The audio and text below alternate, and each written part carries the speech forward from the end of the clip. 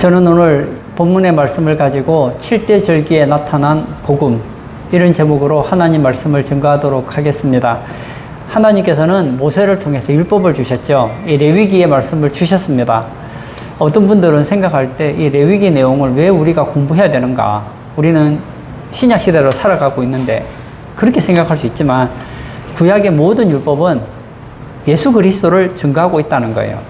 예언적으로, 예표적으로 예수님을 증거하고 있습니다. 그래서 우리는 성경 어디서든지 예수님을 발견할 수 있습니다. 요한복음 5장 46절에 모세를 믿었더라면 또 나를 믿었으리니 이는 그가 내게 대하여 기록하였음이라, 이렇게 기록되어 있습니다. 예수님께서 너희들이 모세를 믿었더라면 나를 믿었을 것이다. 왜냐하면 모세가 내게 대하여 기록하였음이라. 모세가 기록한 책이 5권이 있죠. 창세기, 출애굽기, 레위기, 민수기, 신명기, 5권이 예수님에 대하여 기록하고 있다는 거예요.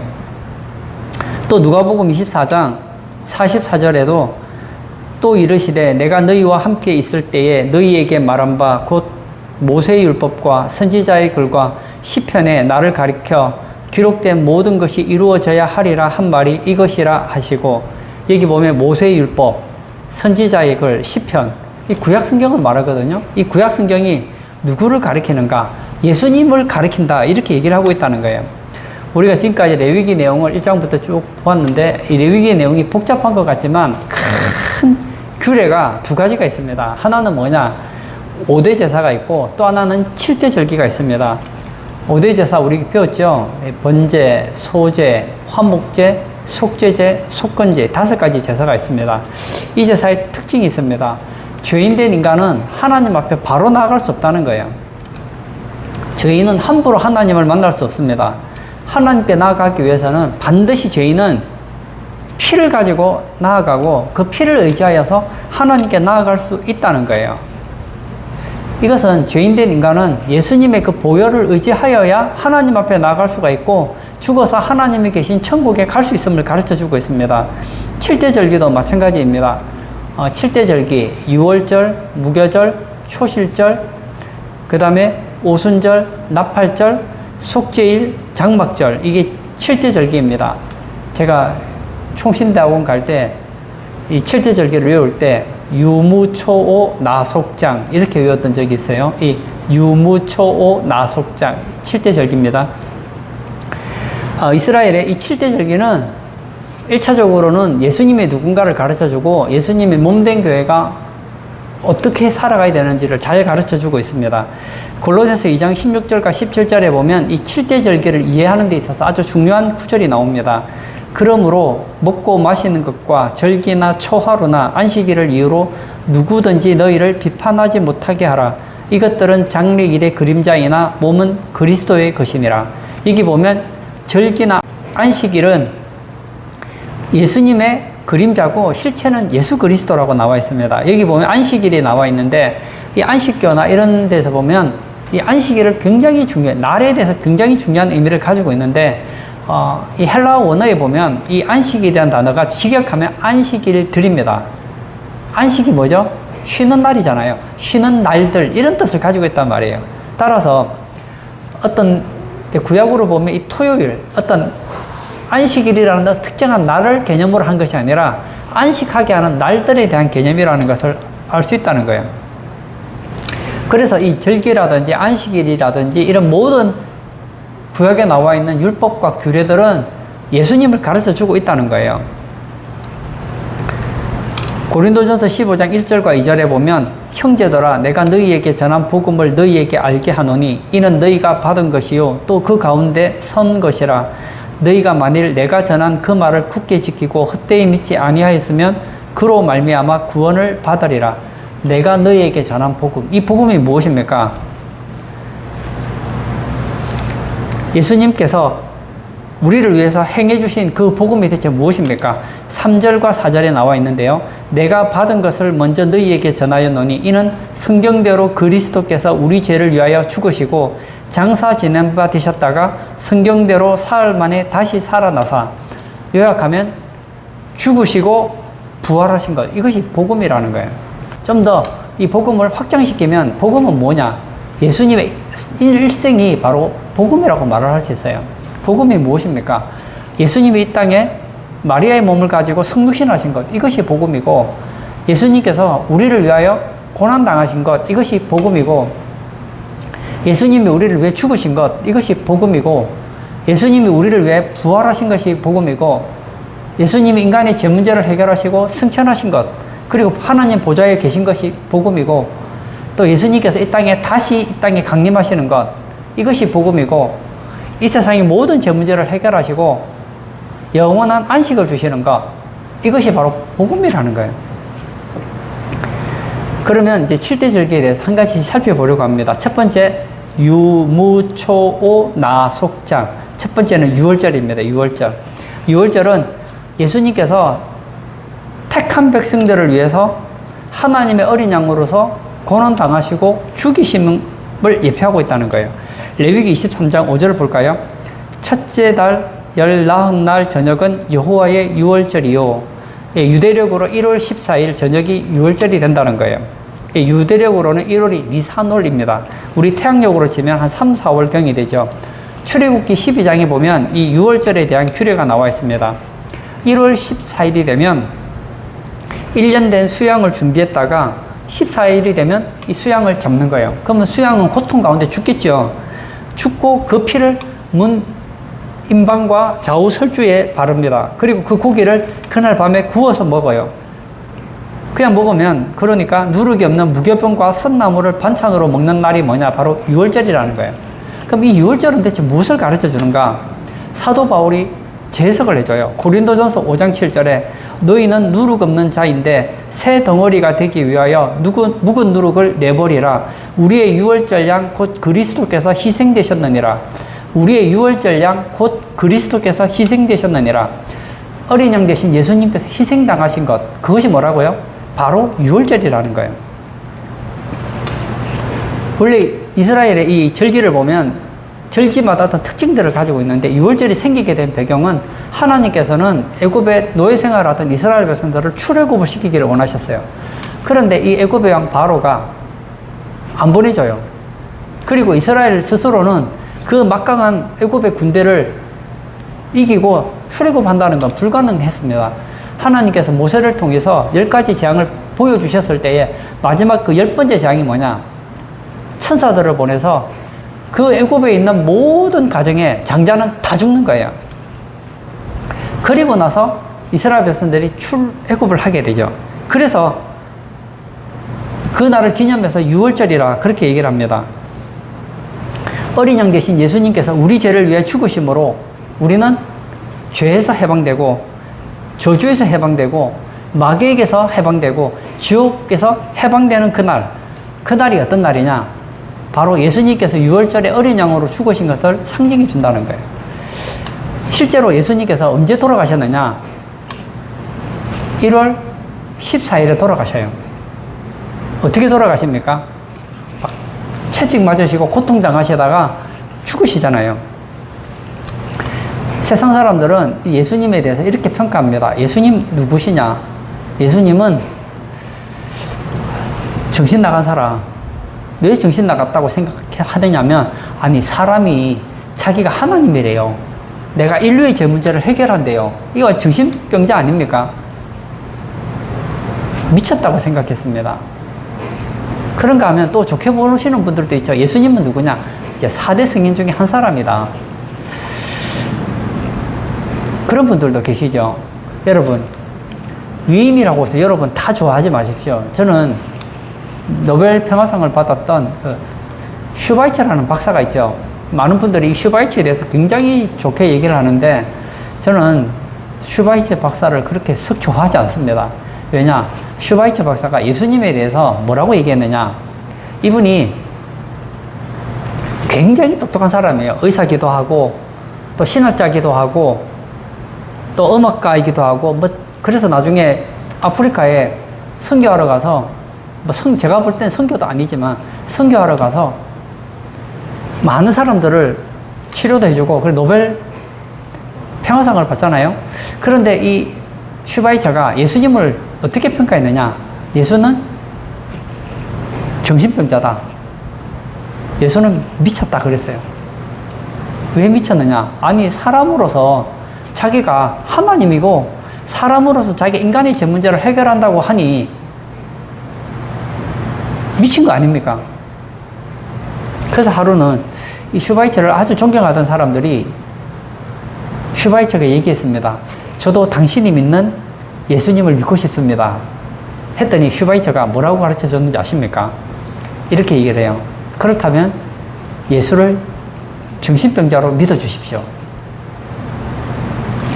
인류의 제 문제를 해결하기 위해서 고통당하고 십자가에 죽으셨지만 인간의 제 문제를 해결하지 못하고 오히려 자신의 죄로 죽어버린 인생의 실패자, 그가 누구냐? 바로 예수로 보았다는 거예요. 오늘날 많은 사람들이 예수님을 그렇게 보지 않습니까?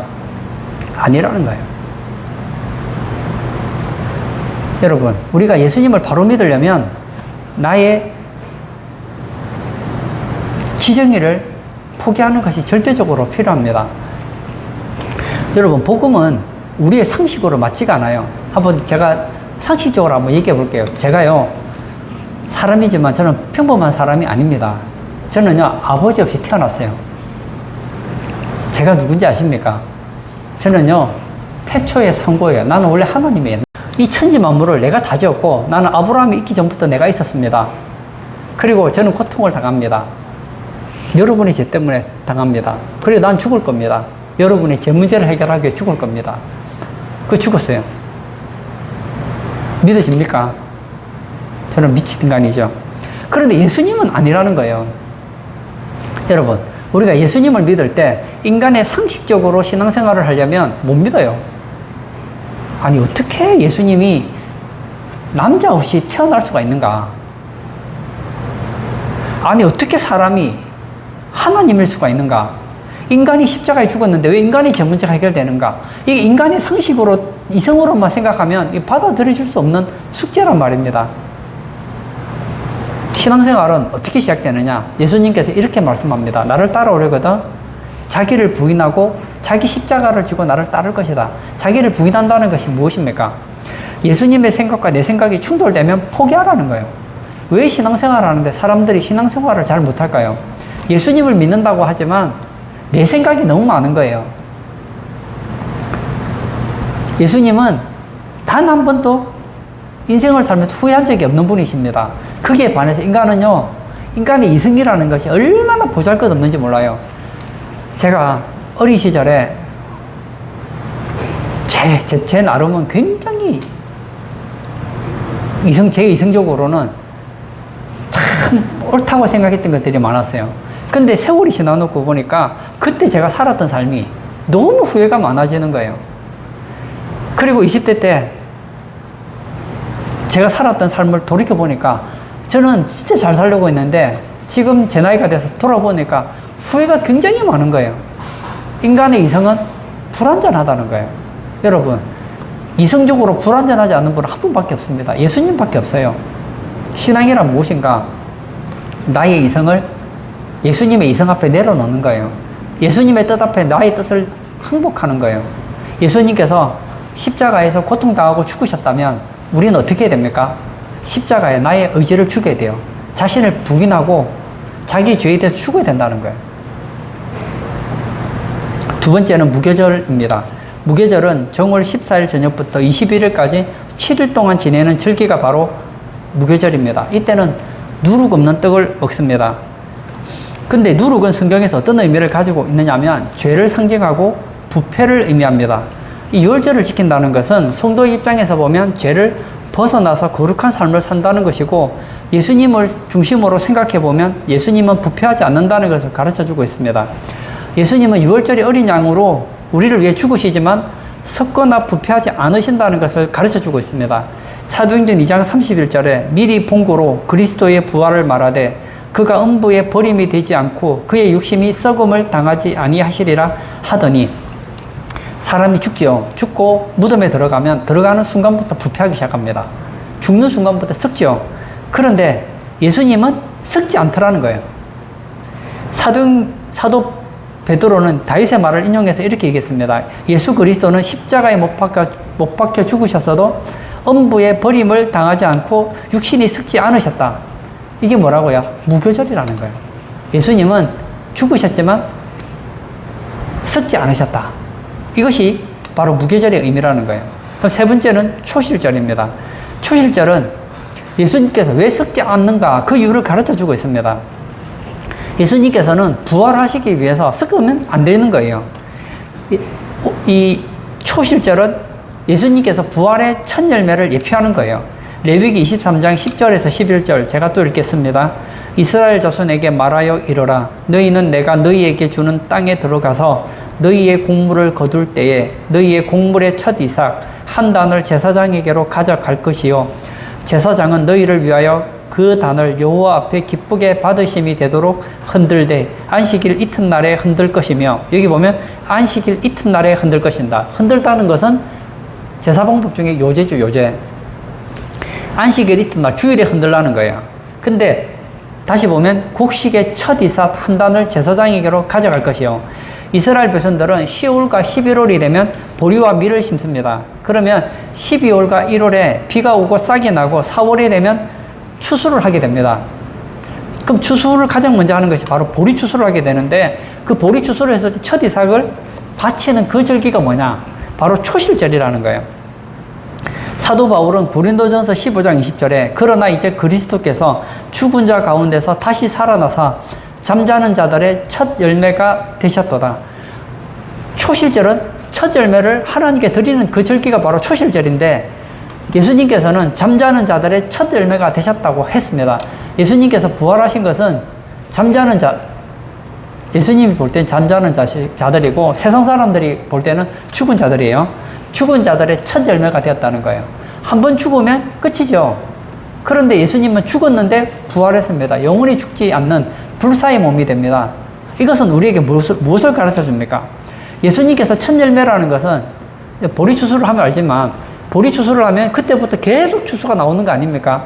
사과를 씨를 뿌렸어요. 그럼 사과 열매가 하나 맺혔다. 그러면 사과 열매가 하나 맺히는 거 아니죠? 그 다음부터 나무에 사과가 주렁주렁 맺히는 거 아닙니까? 예수님께서 잠자는 자들의 첫 열매가 되셨다는 것은 이제 예수 믿는 사람들이 모두 다 때가 되면 다 부활할 것을 예표적으로 보여준다는 거예요. 기독교 핵심은 무엇입니까? 영생과 부활입니다. 기독교는 이 사회봉사, 구조활동, 사회구원에도 힘을 써야 합니다. 근데 이건요, 주변사항이에요. 핵심이 아니라는 거예요. 만약에 우리 신성교회가 열심히 사회봉사를 열심히 했어요. 그런데 절대 예수 얘기를 안 해요. 부활 얘기를 안 해요. 그 열심히 신앙생활 했는데 예수가 누군지도 모르고 봉사 열심히 하고 선한 일을 열심히 하고 세상 사람들로부터 칭찬받고 죽었습니다. 끝인 거예요. 불쌍한 거예요. 그리고 이 첫 열매를 언제 드렸다고요? 바로 안식일 이튿날에 드렸다고 했습니다. 그날이 바로 주일이에요. 예수님 언제 부활하셨습니까? 안식 후 다음날, 이튿날, 주일에 부활하셨단 말이에요. 그래서 우리가 안식일 언제 지킵니까? 주일로 지키시잖아요. 네 번째 절기는 오순절입니다. 오순절은 그리스도가 승천하심으로 성도들에게 보내주실 성령을 예표하는 절기입니다. 레위기 23장 15절에서 17절 제가 또 읽겠습니다. 안식일 이튿날 곧 너희가 요제로 곡식단을 가져온 날부터, 이때가 언제죠? 초실절입니다. 안식일 이튿날 곧 너희가 요제로 곡식단을 가져온 날부터 세워서 7 안식일의 수요를 채우고, 7 안식일, 그럼 77에 49일이에요. 16절 7 안식일 이튿날까지 합하여 50일을 계수하여 새 소재를 여호와께 드리되, 7 안식일이 지나고 다음 날이면 50일째죠. 17절 너희의 처소에서 10분의 2 에바로 만든 떡 2개를 가져다가 흔들지니 이는 고운 가루에 누룩을 넣어서 구운 것이요 이는 첫 요제로 여호와께 드리는 것이며. 예, 초실절 이후 안식일이 7번 지나면 49일이 되고 그 다음 날이 50일, 오순절이 되는 거예요. 근데 이 오순절이 무슨 날입니까? 예수님께서 승천하시면서 제자들에게 얘기하시죠. 내가 가면 며칠이 못 돼서 너희가 성령으로 세례를 받게 될 것이다. 그리고 그들이 성령을 받기 위해서 사모하며 기도했는데 10일이 지났어요. 예수님이 부활하고 40일이 지나고 그리고 예수님이 승천하시고 10일이 지나서니까 50일이 돼요. 오순절 날이 이름에 그 마가다락방에 성령이 임했던 것을 보게 되지 않습니까? 오순절은 성령의 강림을 예표한다는 거예요. 여러분, 예수 믿는 사람들에게 예수님께서는 하시는 말씀이 있습니다. 오순절을 지키라는 거예요. 오순절을 지킨다는 말이 무슨 말입니까? 성령 세례를 받으라는 거예요. 성령 세례가 무엇입니까? 성령으로 세례를 받는 거잖아요. 이 세례는 흠뻑 빠지는 거예요. 어떤 분들은 그런 말을 합니다. 예수를 믿을 때 이미 우리는 성령 세례를 받았다. 그렇게 생각하시고 그렇게 말하시는 분들도 계세요. 성령이 아니고서는 예수를 주라 할 수 없다. 그렇게 얘기를 해요. 여러분, 그거랑 이거랑 좀 달라요. 어떻게 다른지 한번 제가 예를 들어볼까요? 우리가 어떻게 해서 예수를 믿습니까? 성령이 예수를 믿게 해주셨어요. 그리고 예수님이 우리 안에 계시면 우리는 성령의 사람이 돼요. 맞아요. 맞아. 성령님 우리 안에 떠나가지 않아요. 이것은 성령님이 우리 안에 계시면 우리는 신앙생활을 할 수 있습니다. 그러나 역동적으로 신앙생활을 할 수 있는 건 아니에요. 그러나 성령의 세례를 받게 되면, 성령 충만을 받게 되면 어떻게 되죠? 이제는 역동적인 신앙생활을 하게 된다는 거예요. 예를 들어서 어떤 사람이 수영장에 수영을 하러 갔습니다. 갔는데 이 사람이 수영을 굉장히 잘해요. 그런데 물이 한 무릎 정도밖에 물이 없는 거예요. 이 사람은 수영을 굉장히 잘해요. 그럼 거기서 물장구 치고 할 수 있겠죠. 그런데 거기서 막 자유형을 하고 그렇게 하기에는 좀 물이 무릎밖에 없으면 수영하기가 좀 쉽지 않잖아요. 수영을 잘한다 하더라도. 배영을 하려고 해도요, 물이 좀 깊어야지. 몸이 가라앉기 때문에 수영을 하려고 하면 몸이 바닥에 닿기 때문에 이게 쉽지가 않단 말이에요. 그런데 물이 만약에 허리나 어깨까지 가면 이제는 수영을 좀 하시는 사람들은 수영을 마음껏 즐길 수 있잖아요. 신앙생활을 하더라도 성령 충만을 받지 않고 예수님이 사도행전 1장에 말한 것처럼 성령 세례를 받지 않고 신앙생활을 하는 사람은 신앙생활을 무기력하게 하기 쉽습니다. 그러나 성령 세례를 특별하게 생각하지 마세요. 세례는 흠뻑 겪는 거예요. 성령 충만 받는 거란 말이에요. 성령으로 충만하게 되면 성령이 우리 안에서 역동적인 신앙생활을 하게 해준다는 거예요. 그러므로 예수 믿는 사람이 성령 세례 받아야 천국 가느냐? 아니에요. 성령 세례 받지 않아도 우리는 천국 갈 수 있습니다. 왜냐? 우리 안에 예수님이 계시고 성령의 인도를 받기 때문에 우리는 충분히 천국에 넉넉하게 갈 수 있습니다. 하지만 신앙생활을 힘있게 할 수는 없어요. 그러나 우리가 예수님이 말씀하신 것처럼 성령이 임할 때까지 기다려라. 성령이 임하면 너희가 권능을 받고 예루살렘과 온 유대와 사마리아와 땅끝까지 이르러 증인이 된다는 것은 성령이 임하면 역동적인 신앙생활을 할 수 있게 된다는 겁니다. 그러므로 저는 우리 성도님들에게도 얘기를 하고 싶어요. 성령을 사모하십시오. 사도 바울은 말합니다. 술 취하지 말라. 이는 방탕한 것이니 성령의 충만을 받아라. 성령으로 충만하라는 거예요. 성령에 사로잡히라는 거예요. 술에 저는 술을 마시지 않습니다만 방송에서 술 마시는 사람들 얘기를 들어보면 막 술을 마시면 어떻게 되죠? 평소에 마음에 있는 말도 잘 못하다가 술 힘으로 막 못할 말도 하고, 그리고 맨정신이면 안 할 행동들을 술 취하면 하게 되잖아요. 근데 술 취함과 성령의 취함은 약간 차이가 있어요. 술은 취하면 방탕하게 만들지만 성령에 충만하면 거룩하게 된다는 거예요. 저는 이 교회사를 보면서 느낀 것이 있습니다. 그게 뭐냐면, 하나님의 교회는 거룩하다는 이름은 가지고 있지만 진짜 흠도 티도 없는 그런 교회는 없더라는 거예요. 오순절에는 절기 때 드리는 떡에는 뭐가 있느냐? 누룩을 넣었다고 했습니다. 이것은 무엇을 가르쳐 주느냐면, 오순절에는 누룩이 있는 떡을 드려요. 누룩이 있는 떡을 드린다는 것은 교회에 죄가 있다는 것을 가르쳐 준다는 거예요. 우리는 성도죠. 그리고 우리를 가르쳐서 하나님은 의인이라 그럽니다. 그런데 그것은 어렵다고 칭함받은 것이지 실제로 우리가 그렇게 어려운 삶은 아니거든요. 어떤 분들은 거룩한 교회를 찾아다닙니다. 말했잖아요. 오순절에 드리는 떡에는 누룩을 넣었다니까요. 어떤 분들은 이 교회에 가면 난 상처를 받아서 내가 다른 교회 가련다. 여러분, 상처 안 주는 교회는 없어요. 죄인이라는 말의 뜻이 뭔지 아세요? 상처 주는 사람이라는 거예요. 여러분, 내가 다른 사람에게 상처를 주고 또 다른 사람이 내게 상처 주는 거예요. 교회는 그런 곳이에요. 상처 주지만 우리가 주님 안에서 회개하고 조금씩 성화되어 가는 것이지 흠도 없고 티도 없는 그런 교회는 없다는 거예요. 하루는 스펄전 목사님에게 한 성도가 찾아왔습니다.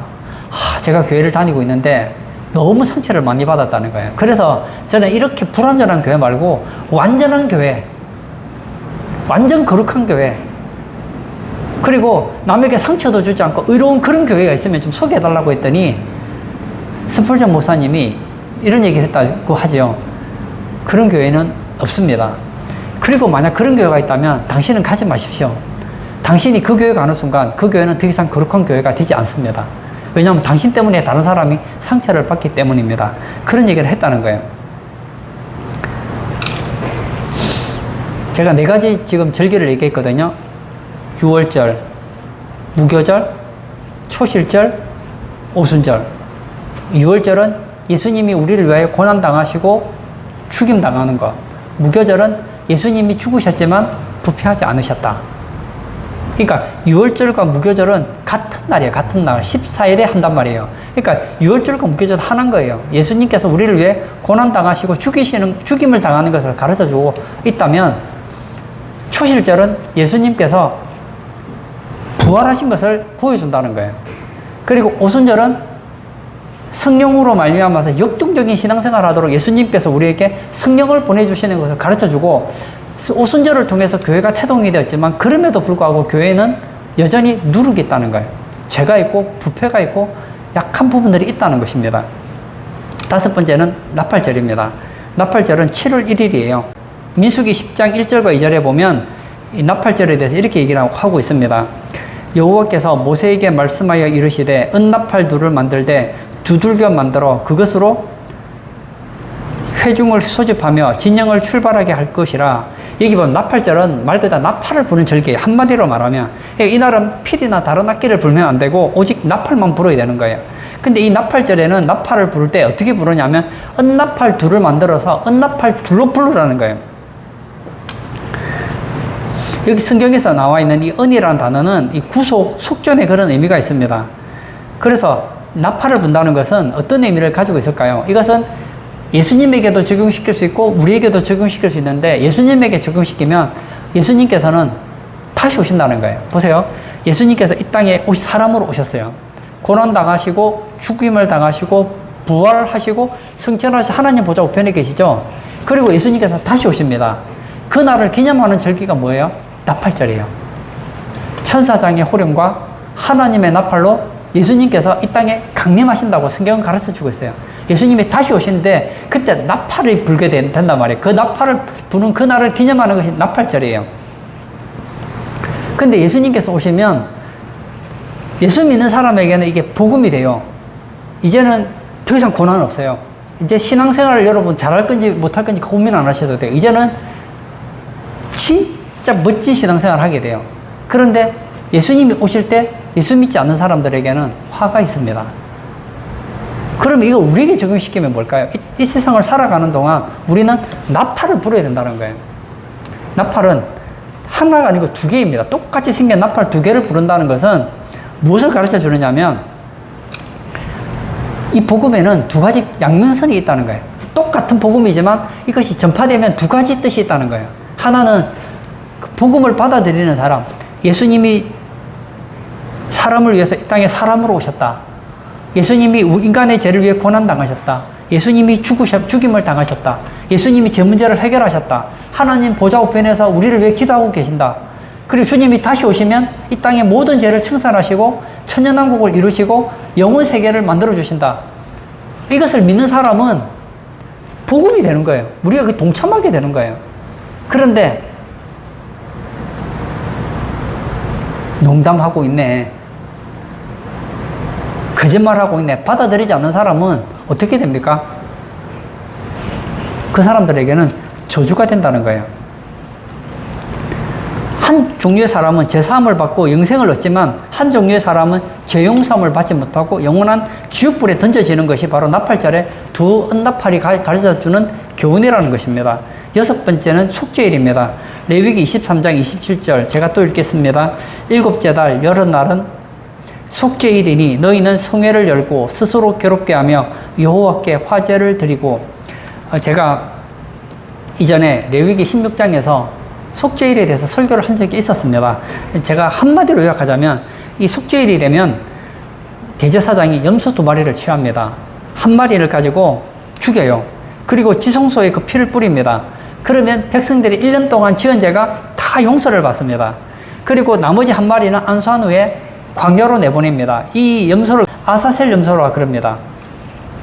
그래서 이 속죄일이 되면 백성들이 금식하면서 죄를 고백하며 자신을 괴롭게 하고 앞으로 1년 동안 죄를 짓지 않기로 결단하는 날, 그날이 바로 속죄일이라는 거예요. 이것이 우리하고 무슨 상관이 있을까요? 예수님에게 적용되면 예수님께서 이 땅에 다시 오시면 이 땅은 어떤 나라가 되느냐? 이제 죄가 없는 나라가 돼요. 여러분, 속죄일의 정신은 1년이 1년. 거기에 반하여서 예수님이 이 땅에 오시면 1년이 아니에요. 인간의 죄 문제가 완전히 해결된다는 거예요. 대속죄일이죠. 우리에게 적용시키면 어떻게 될까요? 백성들은 1년 동안 자기가 지은 죄에 대해서 애통하고 고민하고 괴로워하며 죄를 짓지 않기로 결단한다는 거예요. 다시 말하면 예수님이 이 땅에 오시면 이제 더 이상 우리는 죄 때문에 회개할 필요가 없습니다. 그러나 이 땅을 살아가는 동안 예수 믿는 우리라고 해서 죄를 안 짓는 게 아니잖아요. 저는 아까 오순절 얘기를 했잖아요. 교회는 어떤 곳입니까? 누룩이 있는 곳이 바로 교회잖아요. 그러면 우리는 죄를 짓는다는 거예요. 그러므로 죄를 지을 때 핑계 대지 마시고 즉각 회개하고 죄에 대해서는 고통을 느끼시고 하나님 앞에 철저하게 죄 문제를 해결하심으로 속죄받는 속죄일로 삼아야 된다는 거예요. 그러므로 예수 믿는 사람들은 날마다의 삶이 뭡니까? 바로 속죄일이라는 거예요. 유무, 초오, 나소, 속죄일까지 갔어요. 마지막 7번째는 장막절입니다. 장막절은 해피엔딩이라고 볼 수 있겠죠. 7월 15일에 시작해서 일주일간 지키는 절기가 바로 장막절입니다. 레위기 23장 34절에서 36절을 제가 또 읽도록 하겠습니다. 이스라엘 자손에게 말하여 이르라. 일곱째 달 15날은 초막절이니 여호와를 위하여 이래 동안 지킬 것이라. 첫날에는 성회로 모일지니 너희는 아무 노동도 하지 말지며 이래 동안에 너희는 여호와께 화제를 드릴 것이요 여덟째 날에도 너희는 성회로 모여서 여호와께 화제를 드릴지니 이는 거룩한 대회라. 너희는 어떤 노동도 하지 말지니라. 장막절이 되면 나뭇가지를 가지고 텐트를 만듭니다. 장막절이 바로 초막절이거든요. 또 다른 이름으로 이 통풍이 잘 되게 만들고 나서 그 안에 들어가서 뭘 하느냐? 과일을 먹습니다. 그리고 안식하는 날인 거예요. 그 안에 들어가서 과일을 먹고 이제 밀추수도 끝났고 보리추수도 끝났기 때문에 할 일이 없는 거예요. 그래서 어떤 노동도 하지 말지니라 하고 그날에는 안식하는 날이 바로 초막절이라는 거예요. 우리가 일주일에 하루를 안식일로 지키고 있잖아요. 근데 이건 상징이에요. 여러분, 우리 안식일, 구약 백성들은 토요일을 지켰고 신약 백성들은 우리들은 주일을 지키잖아요. 제가 여쭤보고 싶은 게 여러분 진짜 안식하십니까? 진짜 걱정 것이 하나도 없이 여러분 주일이라고 항상 행복하고 해피엔딩하고 걱정 하나도 없이 살아가십니까? 아니잖아요. 이것은 예표라고요. 장막절에 대한 예표라고요. 근데 예수님이 이 땅에 오시고 속죄일에서 모든 죄 문제를 해결하시고 이 땅에 뭐가 있느냐? 1000년 동안 왕노릇을 우리가 하게 돼요. 주님과 더불어서. 천국에는 12과일을 맺는 그런 과일들이 있고 생명수강이 있고 거기에는 슬픔도 없고 눈물도 없고 애통하는 것이나 곡하는 것도 없고 거기에는 영원한 행복, 영원한 즐거움, 영원한 안식이 있는 곳. 그곳이 어디냐? 바로 지상 천국이라는 거예요. 그리고 그 천국의 시간이 끝나고 나면 영원 세계로 들어가게 됩니다. 그러므로 우리는 생각할 때 예수님 믿는 사람은 죽으면 천국 간다. 그것만 알고 있는데요. 그건 반쪽 지식이에요. 그건 예수님이 이 땅에 오시기 전에 얘기고 예수님이 이 땅에 오시기 전에는 예수 믿는 사람이 죽으면 천국 가죠. 근데 그건 반쪽 천국이라니까요. 왜냐? 그때 영혼밖에 안 가거든요. 근데 예수님께서 다시 이 땅에 강림하실 때는 영혼과 육체가 하나가 되어서 부활체가 일어나서 천국에 있는 사람도 지금 반쪽 천국을 생각하고 있거든요. 근데 그때가 되면 우리는 영혼과 육신이 완전히 예수님처럼 변화될 것이고, 지금 천국에 가 있는 모세도 완전한 천국을 누리지는 못해요. 영혼은 같지만 육체는 흙이 돼서 지금 없단 말이에요. 완전히 변화체로 되어서 이 땅에서 천년 동안 왕노릇하게 되는 거예요. 이 땅에서 천국을 경험한다니까요.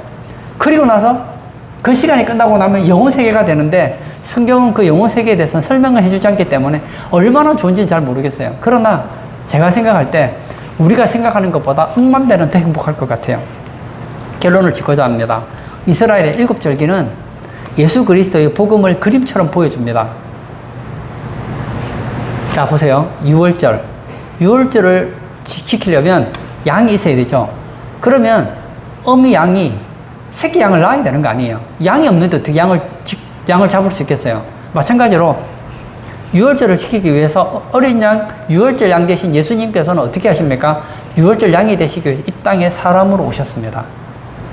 그리고 니산월 1월 14일에 고통을 당하세요. 그리고 14일에 무교절 양으로서 죽습니다. 그러나 부패하지는 않았어요. 그리고 나서 어떻게 되죠? 주일이 되면 부활하십니다. 초실절로서 부활하게 되죠.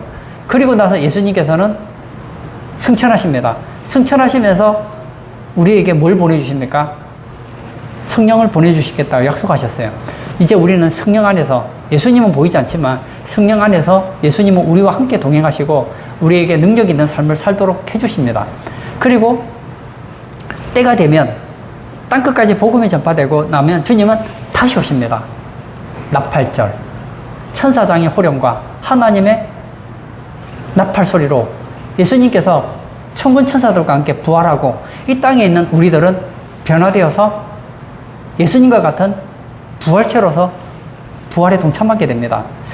만약에 우리가 살았을 때 예수님이 오시면 우리도 예수님처럼 그런 부활체가 될 거예요. 근데 예수님이 만약 조금 늦게 오시면 우리는 천국 갔다가 예수님이 이 땅에 지상 강림하실 때 부활체가 되어서 이 땅에 천국으로 내려오겠죠. 그리고 나면 어떻게 되죠? 속죄일. 이 세상에는 죄가 없어집니다. 이 세상에는 영원히 죄가 없는 세상이 도래하게 됩니다. 뿐만 아니에요. 그날은 장막절이 됩니다. 영원한 안식. 천년 동안 안식하며 하나님께서 부어주시는 행복의 날을 살게 된다는 거예요. 하나님과 더불어서 영원히 어린 양의 신부로서 행복하게 되는 그날, 그것을 가르쳐 주는 것이 바로 7대 절기라는 거예요. 그러므로 오늘 예배 참석하신 사랑하는 우리 성도님들은 이 7대 절기, 이스라엘의 7대 절기에 담겨있는 이 복음을 간직하시고 이 7대 절기를 이스라엘의 절기가 있었구나 이렇게 받아들이지 마시고 이것은 예수님에 대한 이야기요, 우리에 대한 이야기라는 것을 깨달으시고 날마다 우리의 삶 가운데서 이 7대 복음을 날마다 간직하시고 누리시는 복된 성도님 되시길 주의 이름으로 축복합니다. 아멘. 이 시간 한번 같이 기도하기를 원합니다. 저는 오늘 7대 절기에 숨겨져 있는 이런 비밀에 대해서 저는 말씀을 드렸습니다. 이 7대 복음에는 놀라운 복음이 숨겨져 있어요. 복음은 예수님의 죽으심과 부활이지만 이 7대 절기는 이 복음 7대 절기는 예수님의 죽으심과 부활을 더 확대시켜서 복음이 무엇인지 더 심층적으로 가르쳐 준다는 거예요. 우리 성도님들은 이 세상을 살아갈 때에 오순절의 성령으로서 능력 있는 삶을 사시다가 주님 오실 때 정말 부활의 주인공이 되셔서 주님과 더불어서 참된 안식을 누리시는 그런 우리 성도님 되시기를 바랍니다. 뿐만 아니라 주님이 오시지 않으셨을 때는 어떻게 해야 됩니까? 이 세상에 살아가는 동안 교회 중심의 신앙생활하고 그리고 우리가 세상을 살아가는 동안 죄짓고 잘못할 때 핑계대지 말고 회개하면서 거룩하게 살기 위해 몸부림치다가 주님을 오시기를 간절히 사모하시다가 제 간절한 소원은 우리 살았을 때 예수님 왔으면 제일 좋겠는데 만약 오시지 않으신다면 우리는 죽어서 예수님을 만나겠지만 만약 주님께서 우리 살았을 때 이 땅에 다시 오신다면 우리는 살아서 이 7대 복음을 다 누리게 될 거예요. 우리의 날마다의 삶 속에서 이 7대 복음을 누리는 우리 성도 되게 해달라고 우리 다 같이 기도하시고 자유롭게 개인 기도하도록 하겠습니다.